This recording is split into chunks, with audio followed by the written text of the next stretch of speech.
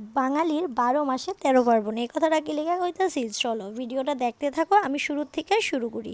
এই তো মাত্র কয়েকদিন আগেই গেল রথযাত্রা, তারপরে গেছে বিপদনাশিনী পূজা, আর দেখতে দেখতেই কিন্তু খার্চি মেলাটাও আয়া পড়ছে।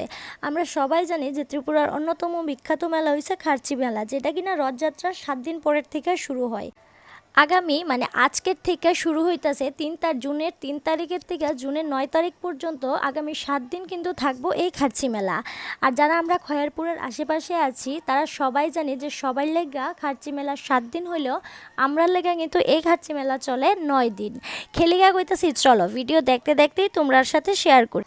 আসলে আমার বাড়ির থেকে চৈতন্যদেবতা বাড়ির মন্দির কিন্তু খুবই কাছে, হাঁটতে গেলে মাত্র ৫ থেকে ৭ মিনিটের রাস্তা। তো আমরা কিন্তু গেছিলাম গা আগের দিন, মানে ফার্স্ট মেলার আগের দিন জুনের ২ তারিখ গেছিলাম গা বিকালবেলা ঠাকুরের স্থানযাত্রা দেখতে। এখন ঠাকুরের স্থানযাত্রা কিতা অনেকেই হয়তো জানো, আবার অনেকেই হয়তো জানো না। তো যারা জানো না তারা আমার ভিডিওর মাধ্যমে জানতে পারবা। তো চলো ভিডিওটা দেখতে থাকো স্কিপ না কইরা। আসলে রাস্তা দিয়ে যাইতে যাইতে যখন দেখতেছিলাম যে নাগরদোলার থেকে দইরা প্রত্যেকটা দোকান সাজাইতেছে, প্রত্যেকটা দোকান বাসটাস দিয়ে রেডি করতেছে, তখন না মনটার মধ্যে একটা আলাদাই আনন্দ লাগে। আসলে আমরা সব বাঙালিরা যেমন প্রত্যেকটা বছর অপেক্ষা করি যে দুর্গাপূজাটা কবে আইব, যখন দেখি দুর্গাপূজার প্যান্ডেল করতেছে আমরা যতটা আনন্দ লাগে ঠিক ততটাই আনন্দ লাগে খয়েরপুরবাসীরা লাগে, মানে যারা খয়েরপুরের আশেপাশে আছে ঠিক ততটাই আনন্দ লাগে যখন মানে মেলাটা আইয়ে, যখন মেলার দোকানপাট বয় ঠিক ততটাই কিন্তু আনন্দ লাগে। তো আমি এদিকে দেখতেছিলাম অনেক দোকানপাট বইছে, আবার অনেক দোকানপাট বইছেও না। তো তারপরে আমি গেছিলাম গা মন্দিরের ভিতরে গিয়ে সেটা একটু ভিডিও করলাম, কারণ আগামী ৭ দিন এই জায়গার মধ্যে দাঁড়ানোর মতো কোনো কিছু থাকতো না, অনেক মানুষের ভিড় থাকবো। আজকে মেলা না কিন্তু তারপরেও আজকে কিন্তু প্রচণ্ড ভিড় ছিল। আসলে কৌতুকী যে কোনো উৎসব বা মেলা বা দুর্গাপূজা যে কোনো জিনিসই আয়া এই জিনিসটাই খুব আনন্দ দেয়। আয়া ফলে না এই জিনিসটা বড্ড তাড়াতাড়ি জায়গা। তো যেহেতু মানুষের ভিড় হইতাছিল আমরা গিয়া লাইনে দাঁড়াইছিলাম গা ঠাকুর দেখুম কইয়া সেরা। তো এখানে দেখালাম একটা সুন্দর একটা গোপাল ঠাকুর। তো তারপরে দেখা হইলো সঞ্জয় দার সাথে। সঞ্জয় দারে তো তোমরা সবাই চিনো। তো আমি সঞ্জয় দারে এখানে কইতাছিলাম যে এত বড় বড় আমের ছড়াটি তুমি একলা একলা খাইছো, আর সঞ্জয় দা এখানে কইতাছে শুধু আম না, ওখানে ড্রাগন ফেটা ড্রাগনও খামো। কৌশে এই জিনিসটি মানন যায়নি। তো কে আর করুম, আমি আবার আমের সাইজ দেখাইতেছিলাম যে কত বড় বড় আম আসিল।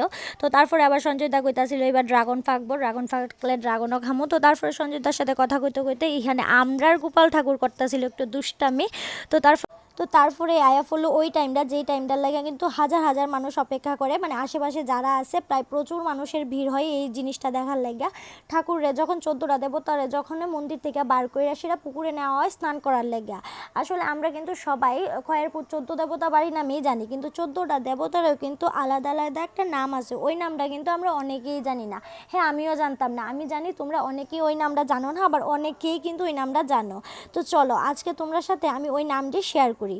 ১ নাম্বার হইতাছে হর মানে শঙ্কর, ২ নাম্বার হইতাছে উমা মানে শঙ্করী, ৩ নাম্বার হইতাছে হরি মানে বিষ্ণু, ৪ নাম্বার হইতাছে মা মানে লক্ষ্মী, ৫ নাম্বার হইতাছে বাণী মানে সরস্বতী, ৬ নাম্বার হইতাছে কুমার মানে কার্তিকেয়, ৭ নাম্বার হইতাছে গণপা মানে গণেশ, ৮ নাম্বার হইতাছে বিধি মানে ব্রহ্মা, ৯ নাম্বার হইতাছে খা মানে পৃথিবী, ১০ নাম্বার হইতাছে অবধি মানে সমুদ্র, ১১ নাম্বার হইতাছে ভাগীরথী মানে গঙ্গা, ১২ নাম্বার হইতাছে শিখি মানে অগ্নি, ১৩ নাম্বার হইতাছে কামদেব মানে প্রদন্ন, আর ১৪ নাম্বার হইতাছে হিমাদ্রি মানে হিমালয় পর্বত। আচ্ছা, এই নামটি কেডা কেডা জানতা আর কেডা কেডা জানতা না আমার কমেন্টে কইও তো।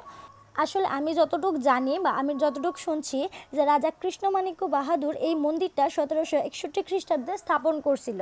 তারপরে থেকে এই জায়গার মধ্যে ১৪ দেবতার পূজা হয়। এই জিনিসটা ঠিক কিনা আমি জানি না, তোমরা যদি কেউ জানো আমার কমেন্ট করে জানাও।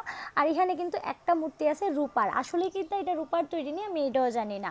তো তারপরে আমরা যখন ঠাকুরের স্নান করাইতে নিছে তারপরে আমরা গেছিলাম একটু পার্কের দিকে, আর সাইডে একটি দেখতেছিলাম যে দোকানটা হইতাছিল। জানো তো দোকান হইতে কি যে আনন্দ লাগে, আর সবচেয়ে বেশি খারাপ লাগে যখন দেখি এই জিনিসটি ভাঙ্গা লাইতেছে, মানে মেলার পরে যখন এই জিনিসটি ভাঙে তখনই খুব খারাপ লাগে। তো আয়া পড়লাম পার্কের ভিতর, আর আজকে ওয়েদারটা এত ভালো আছিল না, বৃষ্টি কিছুক্ষণ পরে পরে একটু একটু বৃষ্টি হইতেছে, আবার কিছুক্ষণ পরে পরে বৃষ্টি থামতেছে। তো বেশ ভালোই লাগতেছিল চারিদিকের ওয়েদার। গো বৃষ্টি হইতেছে তো বাইক চলো। বৃষ্টি না আজকে মানে খাচ্ছি শুরু হইতেছে না, এটি হচ্ছে উদ্বোধন নৃত্য বৃষ্টির। যতবার এই বৃষ্টি মানে খাচ্ছির সময় বৃষ্টি আইবো এটা একদম 100%। হ্যাঁ, এই বৃষ্টিটাই ভাল লাগে না। কোনো মেলা বা কোনো পূজার সময় যদি বৃষ্টি থাকে এটা আমার একদম ভাল লাগে না। তারপরে আমরা সব দেখে দেখে বাড়ির দিকে আইতেছিলাম আর আউনের ফতোই তো দেখলাম কত বড় একটা গাড়ির লাইন। আসলে জানো তো এই ভিড়টা না আমার একদম পছন্দ হয় না। আমার সবখানে যাইতে ইচ্ছা করে কিন্তু যেখানে ভিড় থাকে এখানে আমার একদম যাইতে ইচ্ছা করে না। যদিও যাই তারপর বাড়িতে আয় পড়তে ইচ্ছা করে। তো আজকের এই ভিডিওটা এতটুকুই, কেমন লাগলো অবশ্যই কমেন্ট করে জানাও। আর যদি ভাল লাগে ভিডিওটা তাহলে অবশ্যই কিন্তু একটা লাইক, একটা কমেন্ট, একটা শেয়ার করে দিও। তো দেখা হইতেছে পরের একটা ভিডিও। ততক্ষণ পর্যন্ত ভালো থাকো, সুস্থ থাকো, টাটা।